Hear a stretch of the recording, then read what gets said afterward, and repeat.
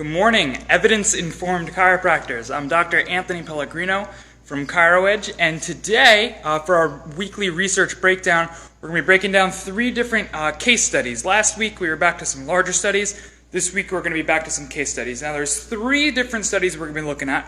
There's one on fibromyalgia. Okay, there's one on the sensitivity of a gag reflex in a baby and an infant, and then one on erectile dysfunction, everybody's favorite topic. All right, so what I like to talk about with fibromyalgia is actually, I think this is something that's really, really important.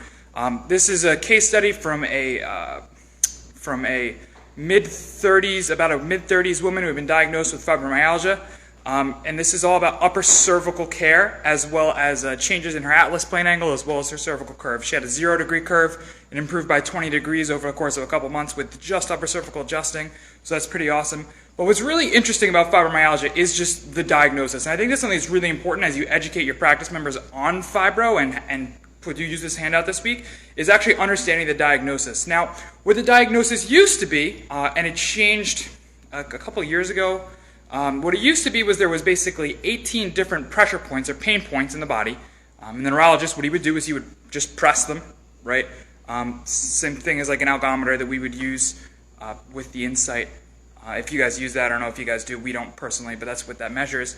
There's 18 different points, and if 11 of those hurt, just 11 of those 18 hurt, you have fibromyalgia. If 10 hurt, you don't, right? So the amazing thing is that it has nothing to do with the cause of fibro. It has nothing to do with it. It's just, hey, if you hurt in these 18 different places, right, you have fibro. So I used to make the joke that if I go to the gym hard enough, right? If I go to the gym hard enough, I could be diagnosed with fibromyalgia. Now, here's the nice thing to know about the pharmaceutical industry, is there's 2 different ways to make more money on drugs, right? One, the first thing that they can do is they can charge more, okay? But with insurance being the way that it is, they don't really get to do that much.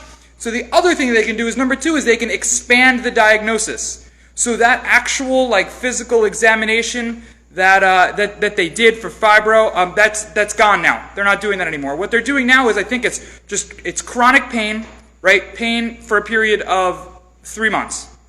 It's 3, 4, 6 months, right? But it's just chronic pain, right? That's it. Expand the diagnosis. How many people? I think such a good percentage of people, right, especially that come into our office, if they haven't taken care of their nerve system, if they haven't taken care of their body for years and years and years, I think there's a good amount of people that could fall into that. So we're going to see that a lot more. We're going to see a lot more people taking more drugs for that just because the diagnosis is just so broad now. So over the course of a few months, this young woman with fibro had a 20-degree improvement in her cervical curve with upper cervical care and 100% relief of symptoms, improved quality of life, vitality. And I mean, that's what it's all about, right? It's not just about the pain, but it's about what she can do now, how she can go live her life. The fact that she can be in her 30s, right, and not feel like she's in her 90s, and that's great.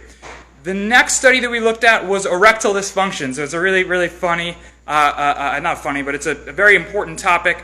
I believe in the year 2000, erectile dysfunction cost the U.S. healthcare system about $330 million. So it's definitely something widespread. There's a significant percentage of men who will experience some form of ED in their life. And this was all about Gonstead care, specific adjusting to the lumbar spine, especially L5.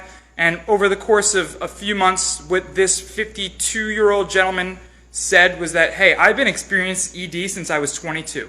Since 22 years old, though the whole thing hasn't been working right. Since 22 years old, he's been experiencing this. With specific chiropractic adjusting, he said that he had increased activity down there, right? Longer lasting improvements. That's what he said. That's his quote, longer lasting improvements. In the penis region, so longer lasting improvements compared to the Cialis that he'd been taking for years, right? Bottom line, if there's nerve interference going anywhere in the body, if we perform specific chiropractic adjustments to correct that, wherever those nerves are going to function better, and that's it. Now, the last case study that we looked at this week was all about projectile vomiting, sensitive gag reflex in an infant. Okay, now a sensitivity of the gag reflex, basically what this child was experiencing was that their gag reflex was so sensitive that they would projectile vomit. All right, nice and easy. I love pediatrics. We definitely see how improving the function of the nervous system is going to relate to improvements overall and things from constipation, reflux, just overall quality of life, ear infections everywhere. But this was gag reflex so sensitive that there was projectile vomiting. They vomited once after their first adjustment and never did again for 10 months, which is phenomenal, right? If you think about how much their life is going to change, right? What else that interference could cause throughout their life, and the fact that that's been corrected at such a young age, I mean, that's the reason we wake up in the morning. So we love that. If you guys have any questions about anything, if you have any requests for a research breakdown in the future, go ahead and post it in the comments below. I want to thank you guys so much for caring about evidence, for caring about research, and for being a part of our family here. Thank you guys so much.